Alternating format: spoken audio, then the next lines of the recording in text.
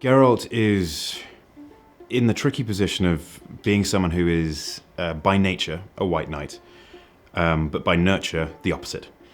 And everything he believes in still is all about doing the right thing and people being the best version of themselves and protecting the innocent. I will take the girl, protect her, and bring her back unharmed. Everything he's been told by father figures and by the world he lives in is about not doing that, and is about being quite cold-hearted and straightforward. And we see that in his exterior, but at times as well we see it pop to the fore, often when he's least expecting it.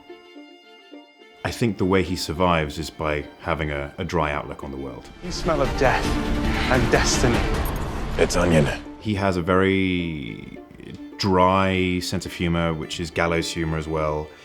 He's seen a lot. He's been to all kinds of places, and humor is part of what gives him his charm. Decided to actually care about someone other than yourself. Don't touch Roach. Aside from the writing, part of the show that I love was the combat, very like the game, and also the voice that you bring to Geralt. I wanted to ask, did you study the game at all when you were bringing the physicality and the voice to Geralt in that combat, in that character, apart from the books? The voice, absolutely. I took some inspiration from Doug Cockle's work. Folks say we witchers have no feelings. It's a barefaced lie. Doug Cockle did an incredible job. I didn't want to make it the same as Doug's. I wanted to make it slightly different, but what I found with Doug's performance is that it lended a huge amount of gravitas to very few words spoken. In the books, he's very verbose, and we have a full book worth of time to hear Geralt have conversations, and you see the nuance and complication coming through the character that way. In the framework of our show, where Lauren's brought her own vision and her own lens, it's a different thing. There is less in the way of spoken word of Geralt, and we don't have the luxury of an inner monologue, which we have in the books.